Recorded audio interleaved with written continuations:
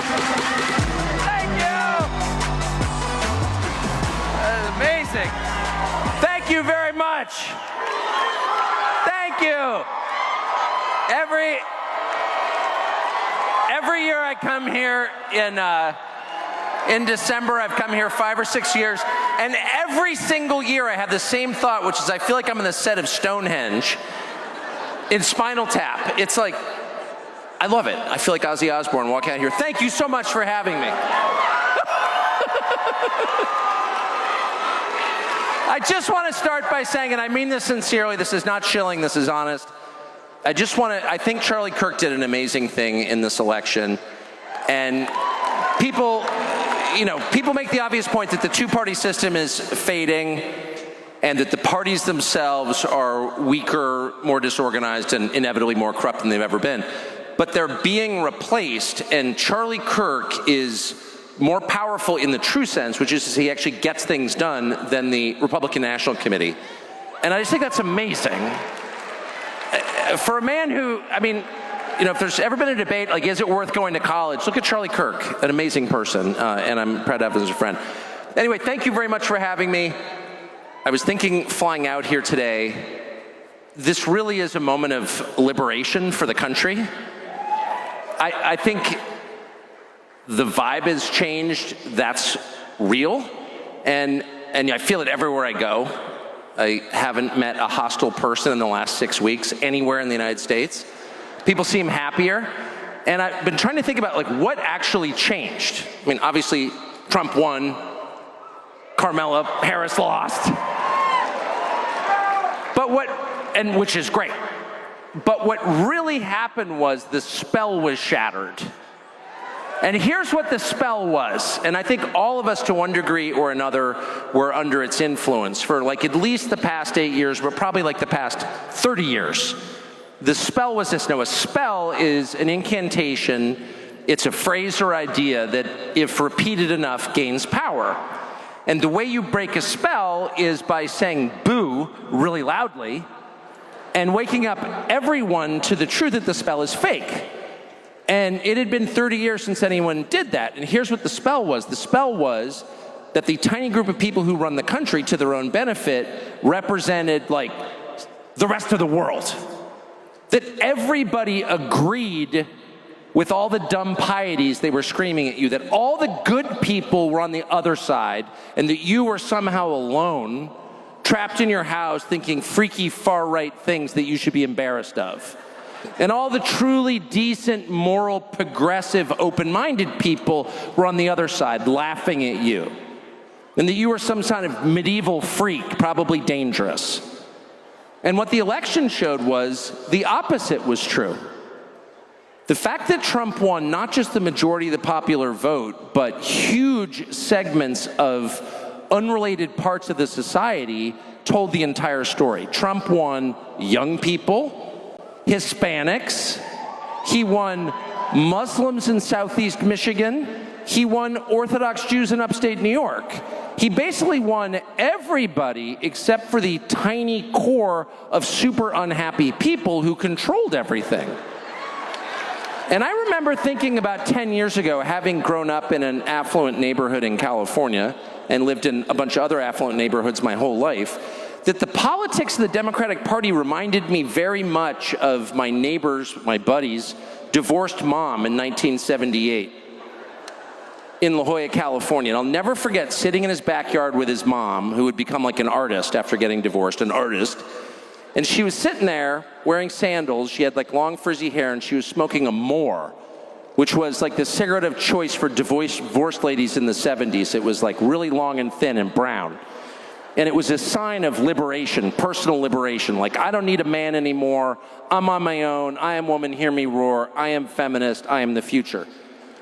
And I remember sitting in the backyard of their $4 million house by the pool as she ranted about the patriarchy and capitalism, smoking her Moor. And I remember thinking, this is, well, she's obviously crazy, but this is the unhappiest person I've ever met. I kind of can't wait to get out of here, take off with my buddy and go play.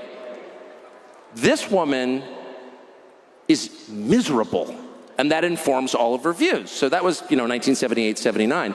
I wake up in like 2015, and that's the entire Democratic Party sound like my friend's angry feminist mom, like pissed at her husband, who she hates because he cheated on her, but you can kind of understand why, but he's still paying for the house with the pool.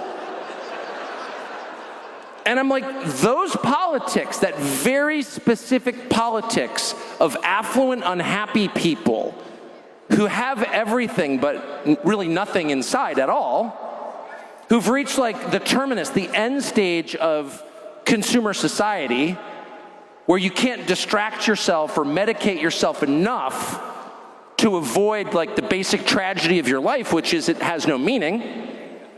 And rather than solve that by believing in something with inherent value like God, you externalize all your disappointment and hate onto everybody else. Your life has been a total failure. You have no skills. Your kids hate you, but you still have the moral high ground because you've occupied it early and defended it ruthlessly. So people who had everything to be ashamed of diverted attention from their own failures by screaming at you about your moral inferiority, and you bought it. And I bought it, and all of us kind of bought it. It was like, you can't say this stuff out loud because it's embarrassing, and like polite people don't say those things out loud, like obvious things. Like, you're idiotic. And no, boys can't become girls. And no, you don't get to run our foreign policy or energy policy.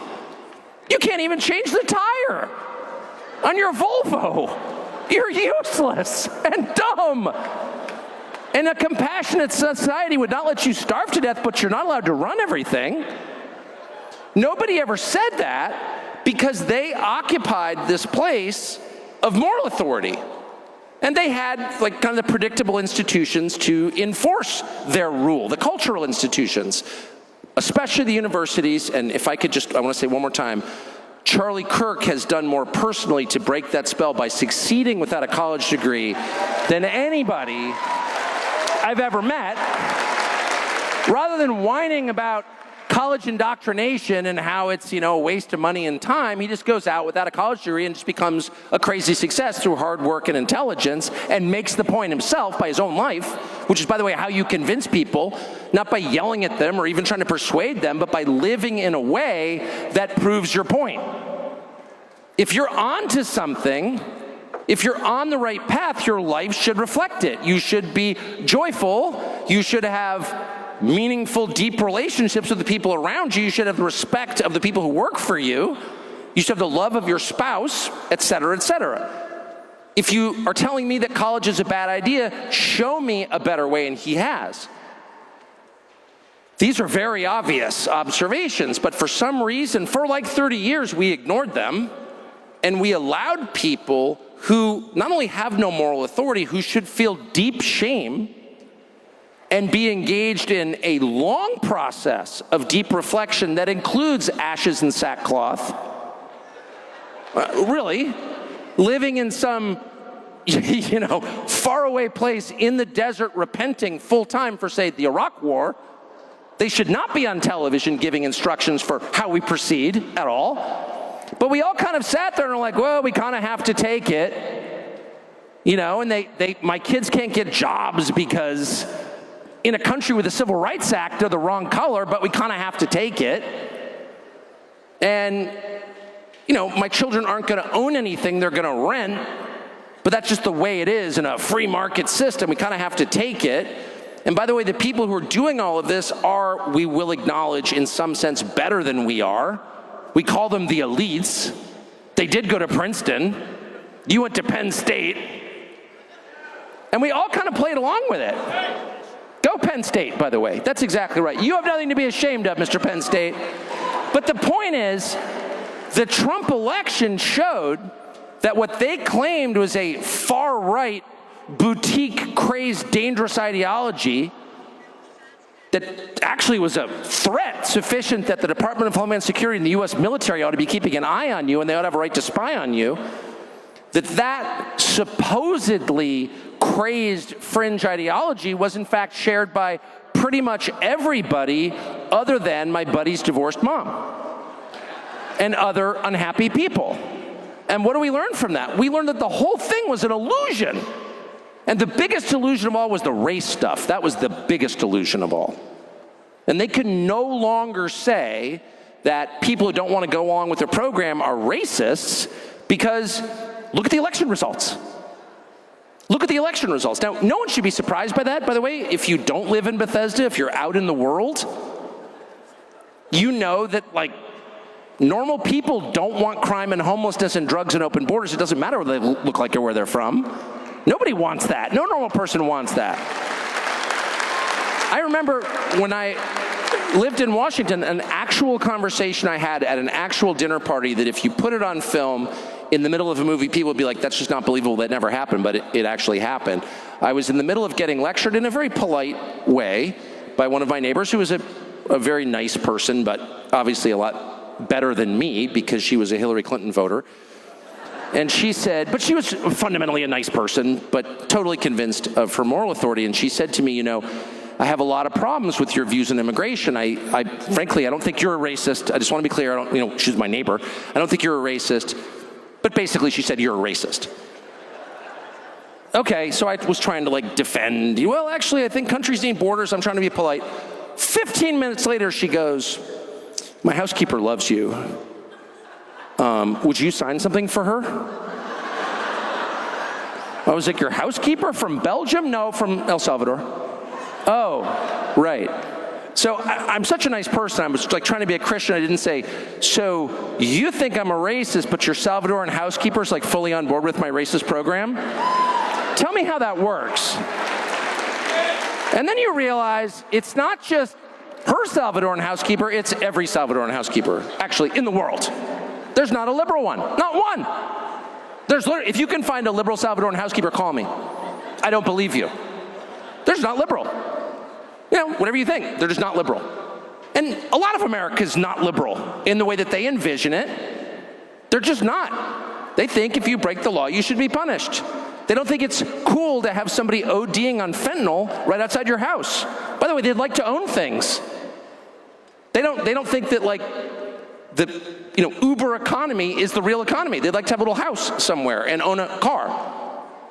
They think credit card debt is bad, and they're upset about it, and they talk about it. Because they're right on all counts.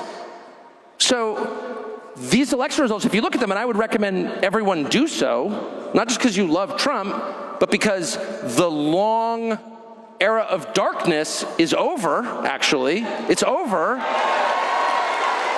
We'll have political debates going forward. You've got your ideas, I've got my ideas, we can debate them. But I honestly don't think ever again in my lifetime will the richest people in the country be able to point a finger in your face and say, your position is too immoral to discuss, and if you keep talking, we're going to put you in jail. That has been their position. And they will never again get away with that. Ever. And if they think that boys can become girls and should compete on the swim team, that's fine. They're going to have to explain exactly how that works. And if they think that Ukraine's borders are more important than our borders, that's fine, but they're going to have to explain why. And if they think that it's okay for like 3 companies owned by their donors to buy up all the residential housing in the country and rent it back to you at a higher rate, they're going to have to tell you why that's a good idea. They can never again just do exactly what they want by waving away your concerns with an epithet. Shut up, racist won't work anymore.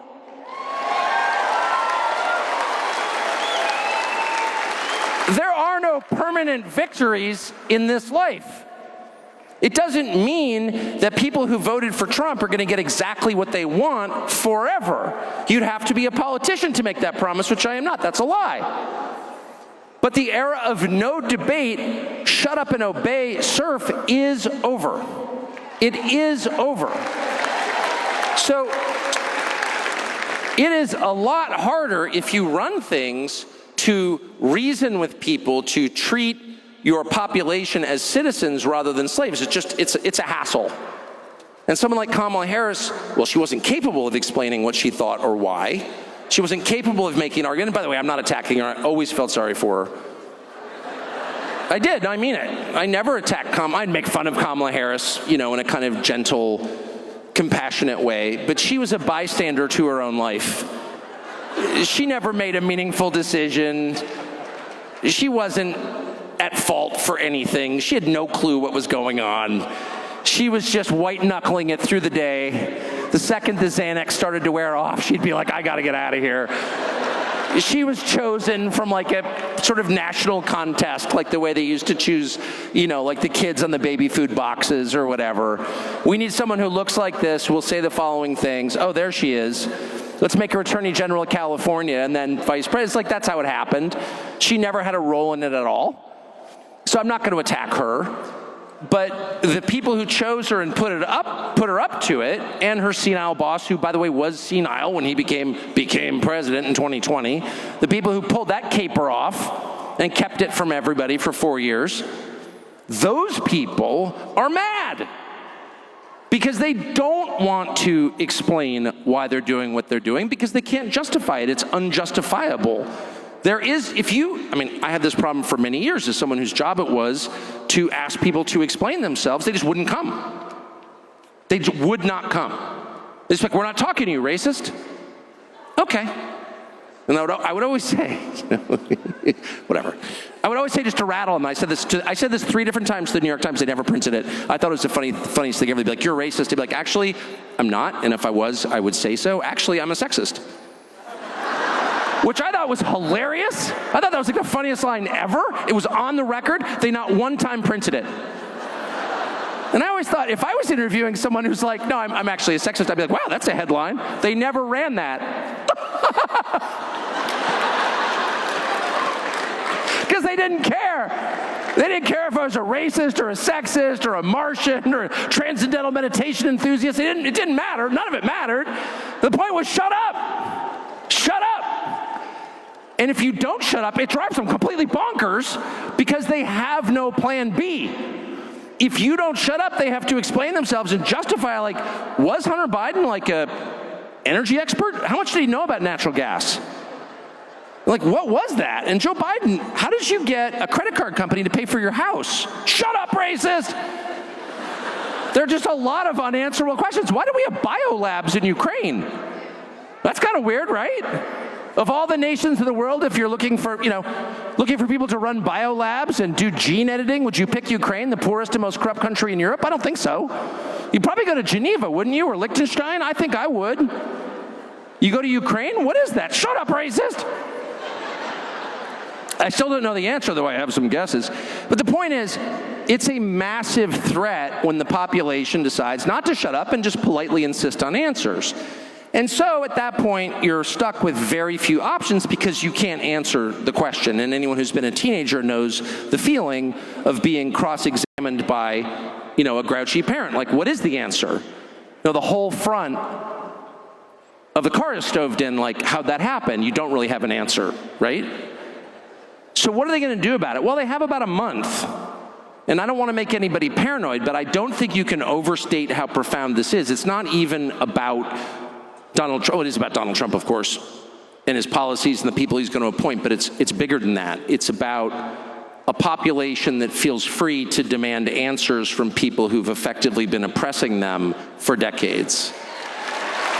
And they're afraid. Now, by the way, I think certain people should be afraid. I think Tony Fauci should be afraid, actually. You fund the creation of the COVID virus. You know you're doing it. You're committing Frankenstein research with American tax dollars in a Chinese military biolab. You know that COVID is out. It escaped from the lab in August of 2019. Within a short period, you know this. You don't tell anybody about it. You're responsible for the creation of this virus. You know that with the Chinese military.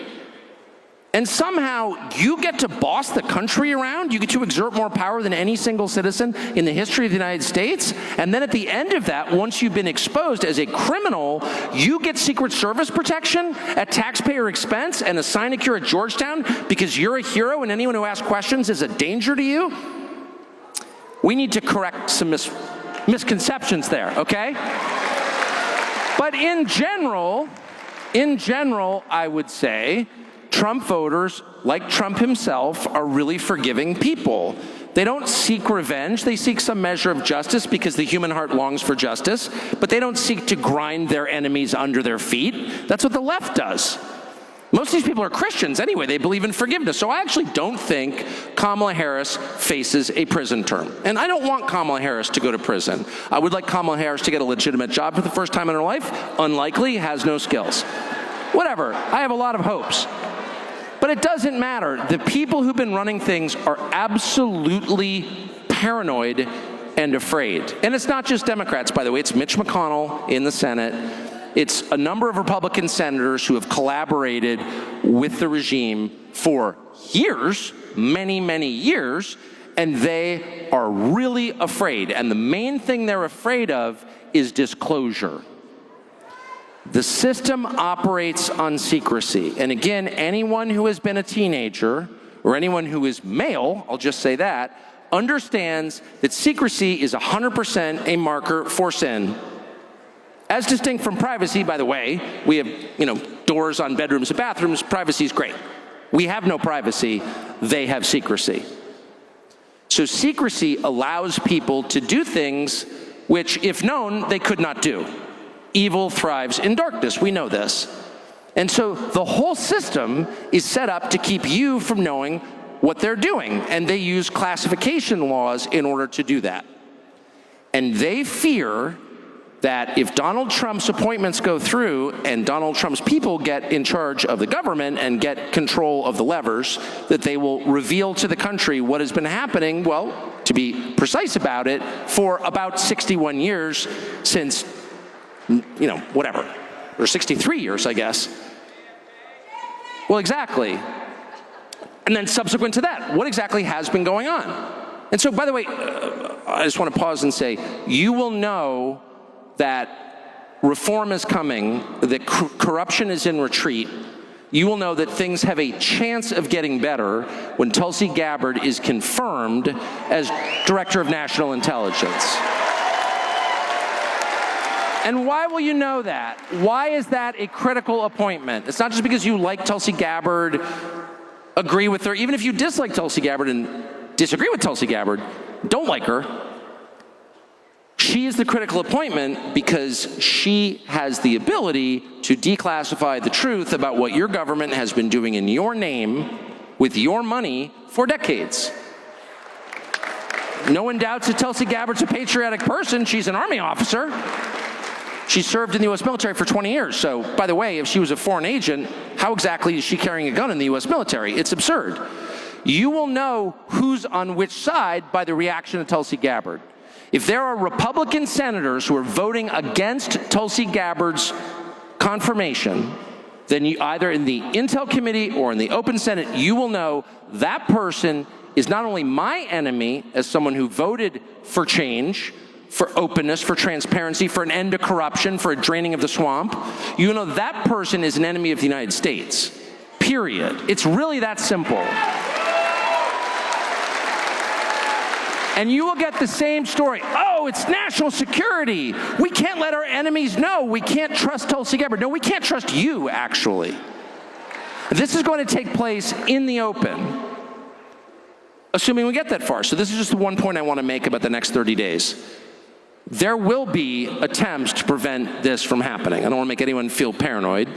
But at this point, once you win the Electoral College and the majority of the popular vote, that is an undeniable mandate, so there's no way to argue that Trump shouldn't be seated or anything like that. No one is contesting this election. No one can. You're going to need an event that is effectively catastrophic to change the course from openness to more secrecy, and there's no faster way to do that than a war. And by the way, the kind of war that the Biden administration is advocating for right now with the world's largest nuclear armed power could eliminate the United States and the entire Western Hemisphere. That's not an overstatement. But you will see people you think are your allies all of a sudden telling you when the United States so badly needs attention, someone in charge of the United States has to look at the country and say, you're in trouble. The numbers show it clearly. This country needs the attention of its leaders. It needs the care of its leaders. It needs people who actually want to improve the country, not the world, the country. And if some of those people look you right in the face and say, I'm sorry, we're just going to have to deploy to this, that, or the other country because there's an imminent threat to the world, you know those people are trying to thwart the progress that you voted for. Those people are your enemies. I'm sorry to say that. It's just true.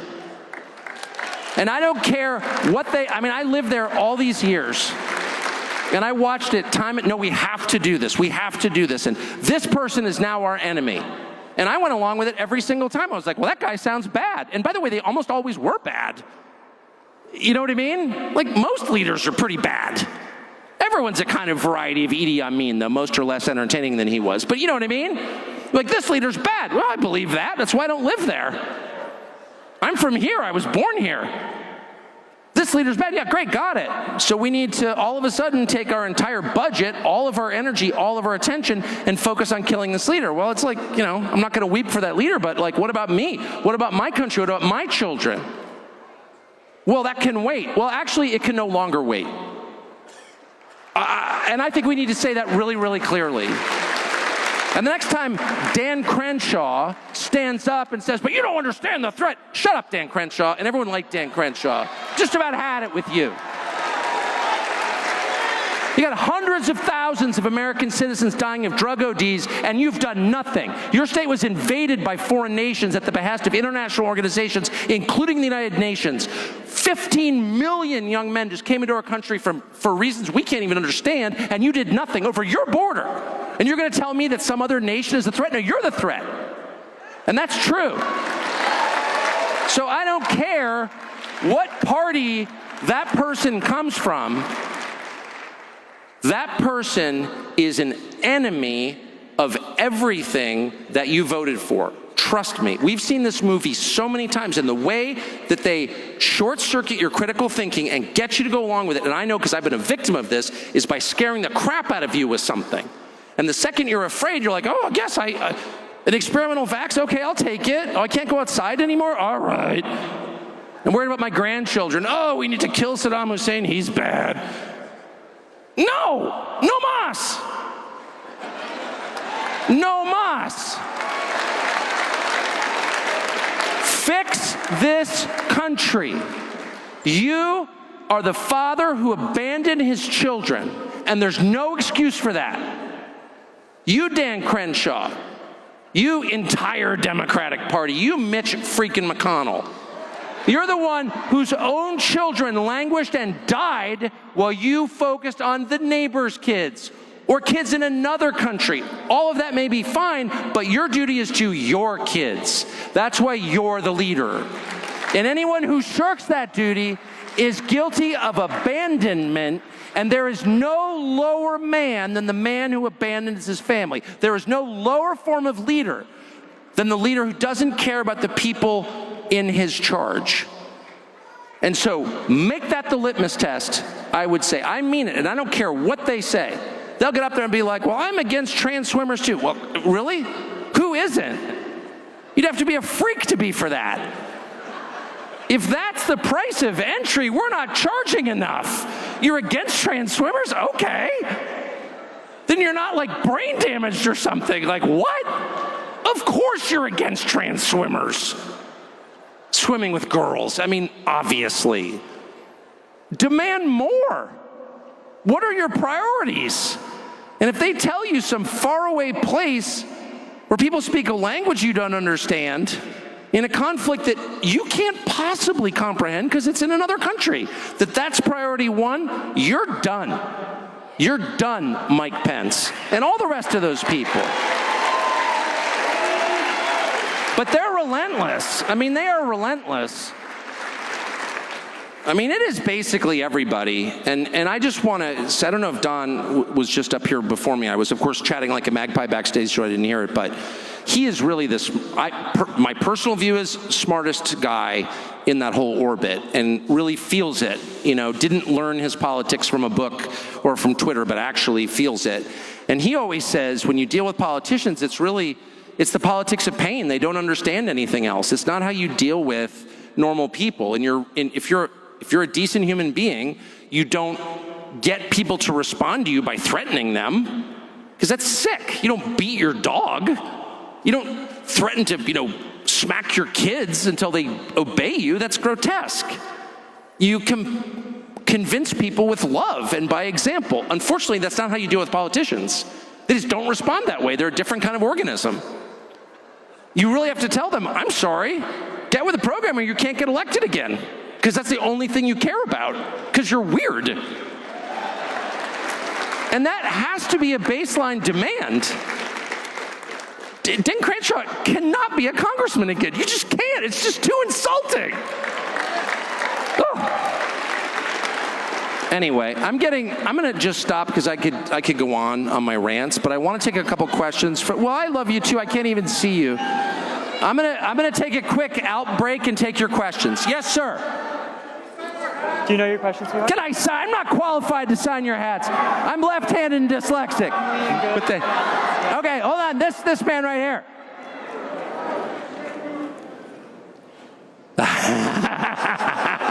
You're going to do great.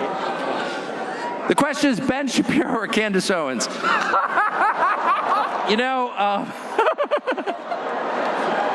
I'm only friends with one, but I'll say I want to support people when they're right and not when they're wrong. And why do you ask questions like that? You're a smart one. I'll tell you that. I'll just be clear on this. I really think the fastest way to destroy the United States, I think the reason that we're trillions of dollars in debt, I think the reason that our social cohesion is frayed, I think the reason we opened the borders, I think it's all connected, and it all stems from the core sin, which was believing that it was our job or duty to reorganize the world along our lines and control Iraq or huge swaths of the world. We're not good at that, and we didn't succeed in doing it, and we never repented for it.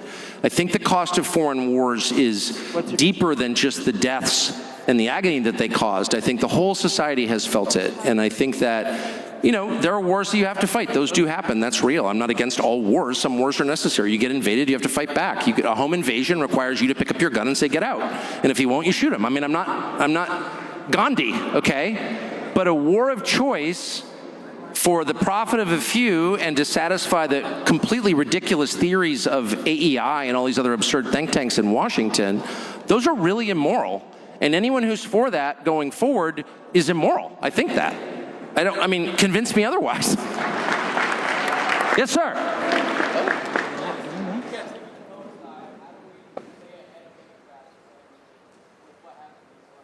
So legacy media is obviously collapsing, and I just think we should take a moment of silence, really, to reflect inwardly at the joy. Like, there are moments, a child is born for the first time, your first kiss, asking the woman you love to marry you, MSNBC and CNN dying, like, they're all kind of connected.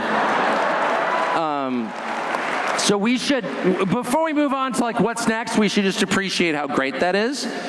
And they're not dying, they committed suicide through lying, which is, by the way, suicidal. If you're in the trust business and you can't stop lying, you've killed yourself. But what comes next? Well, I think what we have. I think that X is an amazing thing, There are probably downsides, but I think the massive upside is it's basically uncensored. I think podcasts are amazing. I can't even believe it's happening. I worked in television where we thought no one would pay attention for more than 4.5 minutes, and then we had to go sell prostate cures or gold scams, and it turns out people wanted like 3 hours. What? There's no greater compliment you can pay a nation, a citizenry, that they want information and understanding so badly they will listen for 3 hours. That's incredible. It makes me feel great about America, grateful to Joe Rogan for basically creating the genre. When everyone laughed at him, including me, I never said it to his face, but I was like, Joe Rogan, really? He thinks people are going to listen for 3 hours? Amazing. So I think we're in a great place, and I think that we should, instead of thinking of new forms of media, we should defend the ones we have, which are all based on free speech. And you're going to hear people say in the coming months and years, we can't have speech this free because it's a danger. It offends people, it causes violence. That's a lie. Violence and speech are not the same. I can offend you, that's different from shooting you. Do not accept any attempt to take away your birthright, something that God gave you and that government's job is to protect, which is your absolute right to say what you think is true, period. And that is worth defending above all things. And there are going to be people you think you're allies. The deception is profound. It's profound. We were promised profound deception, and we're getting it. It's not simple deception. It's not, drink Bud Light because some dude dressed as a schoolgirl. That's the obvious deception. He's not a schoolgirl, he's a dude. That's not really deception. That's like make-believe. It's a joke. Deep deception is an actual threat.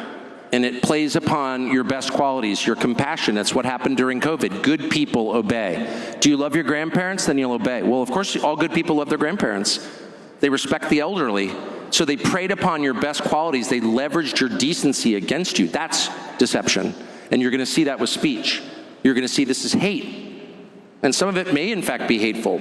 But it's still your birthright to express what you believe, even if other people don't like it. And if there's one thing you have to defend, it's that. Yes, sir. I think we have a microphone. Hey! Hi, my name is Annabelle. I want to thank you for being a patriot. And my question is, how can I help?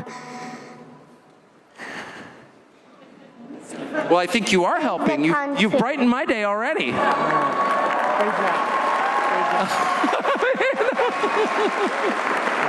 Yeah, I mean, Well done. I don't know. Every time, maybe because I have a lot of children, but every time I see like a bright-eyed, cheerful child speaking directly, it lifts my spirits. It compensates for a lot of bad things that I see. So that's way more important than any speech given in the Senate, as far as I'm concerned. Thank you. Awesome. Great job. Thank you. These people have microphones. Yes, sir. Maybe switch off. Okay. So if we have time. Oh, microphone. Sorry. Oh, me? All right. Hi, Tucker. My name is Joshua, and I'm happy that I get asked you a question at AmFest for the second time. I just wanted to ask your thoughts about conservatives running away from the issue of abortion and caving on the right to life. I fear that by avoiding this issue, it will result in the GOP eventually being a pro-choice party, which will result in the GOP becoming a less conservative party, since without the right to life, all other rights are meaningless. I just wanted to get your thoughts on that.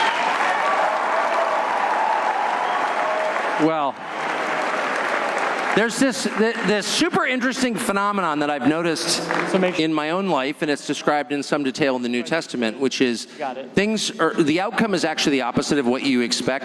The meek inherit the earth. And just when you think you're losing, actually is the moment when you realize that you've kind of won. And the opposite is always true. When you think you've won, you're usually in for a surprise. And I think abortion is a perfect example of this. Yes, I've been very sincere on that issue, my whole life, and I noticed it, and I really care about it. I have a child who was born on January 22nd, which is the anniversary of Roe v. Wade. So it was like, I've thought about it a lot, and yeah, I've been really distressed by the cowardice of Republican politicians, and it's a class thing too. It's like, rich people don't want to talk about the social issues. Well, the social issues are the only issues that matter. Like what? Whether people live or die and how my family does, that's a social issue? That doesn't matter. Not as important as GDP and war. Oh, shut up. It's all that matters are the social issues, because socialization is the only thing that I care about as other people. Anyway, but they're very embarrassed of those, and those are considered like redneck issues or religious people issues. But the truth is, I think every single person in the country knows that abortion is, at best, a real tragedy, and at worst, what was clearly a form of human sacrifice. And that's why they had an abortion van outside the Democratic convention. I don't really think anybody sincerely shouts their abortion with joy. I think everybody knows that the cascading effects of that, never leave, and it's like the true tragedy. Taking of life is always the greatest tragedy. And I actually think the time is right to just say that out loud. This is the opposite of liberation, speaking of deception. The main thing that most people want, there's surveys on this, but we don't need surveys, we know this, is children. I mean, that is the only real measure of wealth, is children. And anyone who's against children, making it harder for you to have them, making it easier for you not to have them, is the enemy of you and of humanity itself, is pro-death. And I just don't think in the end that wins. And I think everyone secretly knows it. And I think the hysteria and the extremism of the abortion people is testament to that. It's like when you know you're wrong, you get louder and more hysterical, right? And so I actually think it's become super obvious. They can't even, by the way, I felt like 30 years ago under Clinton, they had a pretty good formula for justifying abortion. They were like, well, it's safe, legal, and rare, and it's a tragedy when a 14-year-old gets raped. And I was like, well, that's for sure. It's a tragedy. And because it's so tragic, you need an abortion. Now they're like, no, you want to do something good for America? Kill your kid. Well, that's just Mayan at that point. I mean, that's just, do you know what I mean? That's Canaanite. That's just human sacrifice. And they're just saying it. So I do think it divides the country into people who sort of know that and it's obvious, and then people who embrace it. And, it's sad, but they're probably not going to be on your side. So I actually think the recognition that human life is the most important thing is dawning on people, and that I'm not even Catholic, and I agree that war, euthanasia, abortion, killing people, it's just bad. And anyone who's enthusiastic about killing people is scary. And the last thing I'll say is the one thing I am worried about is euthanasia, which is the state murder of its citizens. And I think the economic incentives are really powerful for the state to want to do that. As healthcare costs rise, as depression rises, which I think is one of the byproducts of prescription drug use, SSRIs actually have not lowered the suicide rate, they've increased it, et cetera, et cetera. That's all getting very obvious, and it's super expensive, and how do you pay for it? Well, Canada's just like, we'll just kill you. Make it very hard to get your knee replaced, make it very easy to die. And I'm very concerned that's coming here. And you don't have to be Catholic or even Christian to see that as totally evil. And I hope, and I will demand, to the extent I have any control, that the Republican Party says no to that immediately. People are not objects. They're not animals. You can't slaughter them. They have souls. And just because you're expensive and inconvenient doesn't make you human. We reject slavery because we embrace the humanity of every person. That's why we're against slavery, because we recognize that people are human beings with souls created by God. And anyone who says you can just kill them when they get in the way, whether it's in Ukraine or an abortion clinic or in a euthanasia lab, is evil. And I don't care if they claim that it's liberation. It's not. It's the darkest thing. It's murder. So, whatever. But I fully expect the people who told you that you had to relinquish the Bill of Rights in favor of protecting old people will be the very first to say we need to kill all the old people because they're too expensive. Yes, sir. This will be the last question of the night. Oh, man, I'm just getting rolling now. I hope you'll like my question. So, hi, Tucker. My name's Jake. I just want to say I named my dog after you. So, thanks for that. You know what? I take that as a dog man. I take that as a high compliment. So, thank you. I love your laugh too. So, my question is about nicotine. Yeah. So, I see your little packet. I don't know if that's Zyn or Alp, but from what I hear, nicotine comes with a bunch of benefits, increasing testosterone. Love that.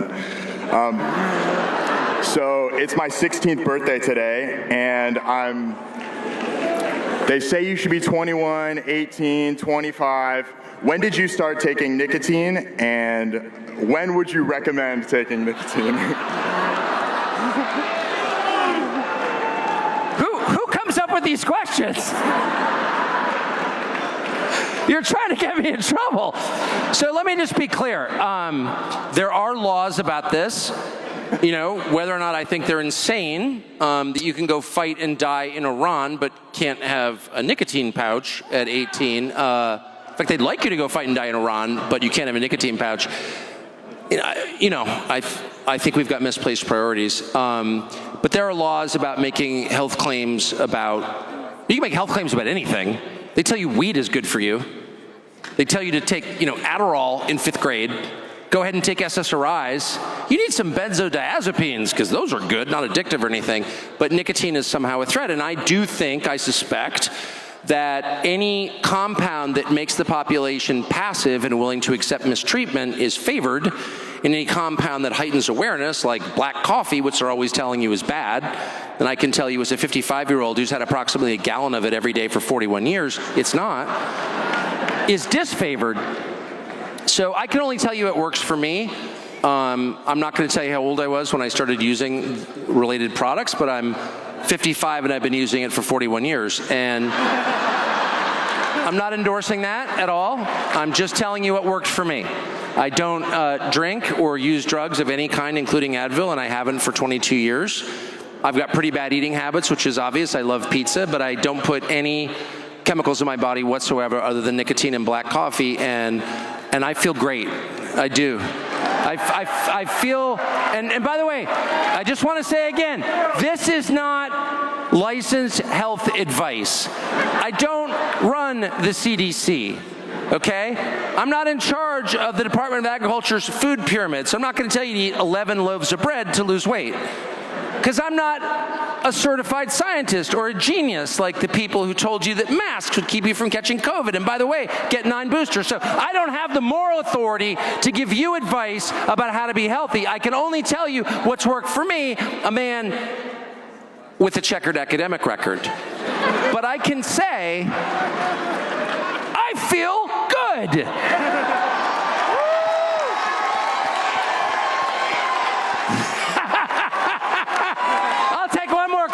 Sorry.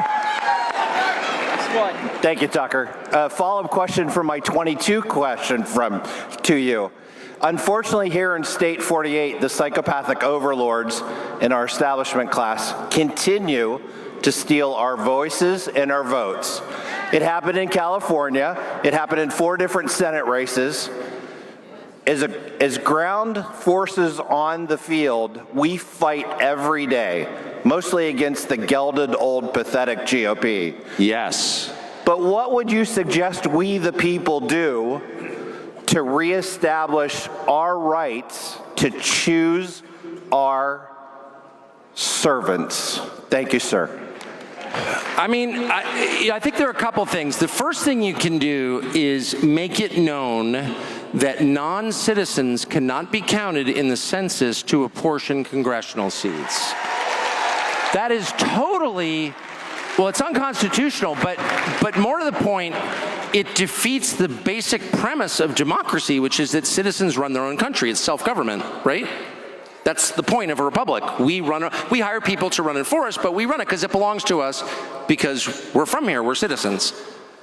If you allow foreigners, non-citizens, legal or illegal, to pick your representation, then foreign countries run your country, and that's called colonialism, over which we fought a revolutionary war.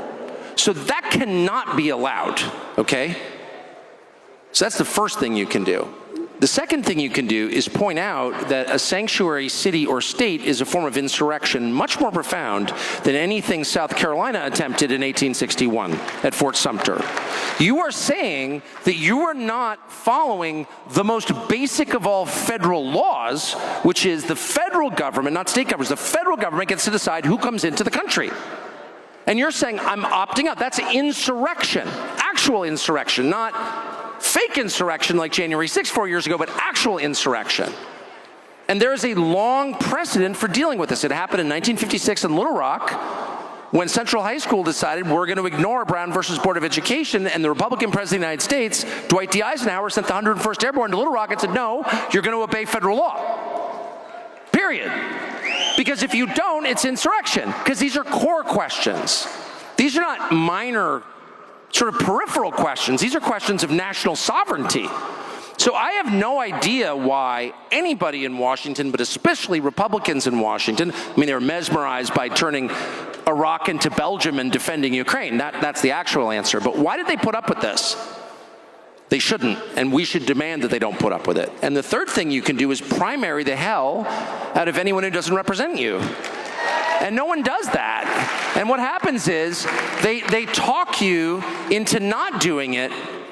Lindsey Graham does this every 6 years. So find some issue And he'll be like, I mean, he did it during the Kavanaugh hearings, and he did an amazing job. Lindsey Graham's one of the most charming people in Washington. If you wonder why people still listen to Lindsey Graham, it's because he's hilarious, and he's like fun to have dinner with. But the truth is, he's totally non-aligned with the Republican electorate. Like his priorities have nothing in common with the priorities of Republican voters, including in South Carolina. But every 6 years, he'll pick a symbolic issue and he'll be like, I stand with Judge Kavanaugh. And everyone's like, oh, you're such a hero. And then it's back. The second he's elected, it's like, no, it's, hey, shut up, Americans, about your stupid border and your invasion. Nobody cares. Shut up, racist. It's Ukraine. They all do that. And they did it. I mean, no one could be more offended by boys in girls' sports as the father of 3 daughters than I am. So I'm not like pro Dylan Mulvaney or whatever at all. But I also understand sleight of hand when I see it, because I've seen gypsies do 3-card Monte and been the victim of it. It's so fast, you don't know what happened. Like, where's the peanut? Underneath the walnut shell. It was right there. They're too fast. I know what that looks like. They divert your attention. And they use that issue to divert your attention from what they were actually doing, which is ignoring your concerns in favor of the concerns of their donors and foreign countries and lobbies for those countries. That's just a fact. And they use the trans issue to do that. I hate to tell you this. And a lot of people in your conservative media did exactly the same thing. And they made you feel like they were on your side. But they weren't, because they don't really care about that issue. You do. That's why you think they're on your side. You cared about Judge Kavanaugh, so when Lindsey Graham's like, oh yeah, I'm on your side, you're like, you know, I kind of like that guy, actually. That charming little midget from South Carolina. But trust me, you just got played. So the key is to figure out what's important to you and your family and your neighborhood, and start there. Like, one of the problems people have is they extrapolate outward too much. They live in a distant place. They live online. Look at your own family. Like, what do your kids need? They can't afford to go to college. They can't make enough in their job to buy a house at 32. They can't make enough to get married and produce grandchildren for you. That's a crisis. That's way more a crisis than anything Iran will ever do to this country. And so demand that your elected leaders who are using your money and have your authority and your military, that they do something about it. Your neighborhood looks nothing like it did 10 years ago because of illegal immigration. Well, we have a military on which we spend like $1.5 trillion a year. Why aren't they at the border protecting the country they serve? What is that? I don't understand. And anyone else who doesn't get that immediately is not qualified to represent you. And I actually think it rarely takes a primary. I think if enough people sit down with Congressman X, even someone like Dan Crenshaw or Lindsey Graham, yeah, boo.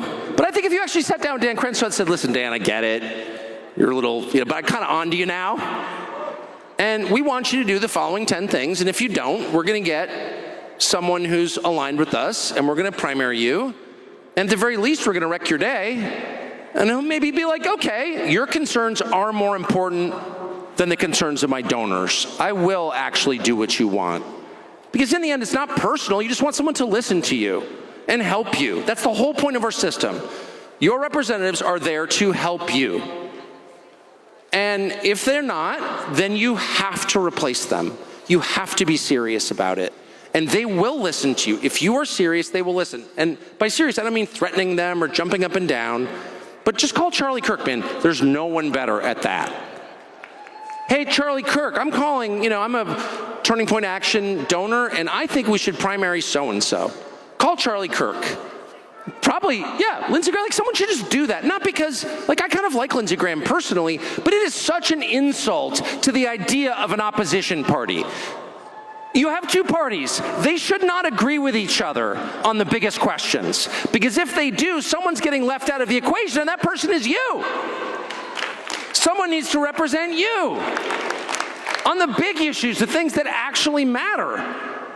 Not just on swimmers at some state college, but on real issues. And anyway, just make them obey. I think that's up to us. Don't be charmed by them. Force them, spank them like the bad little girls they are. Thank you.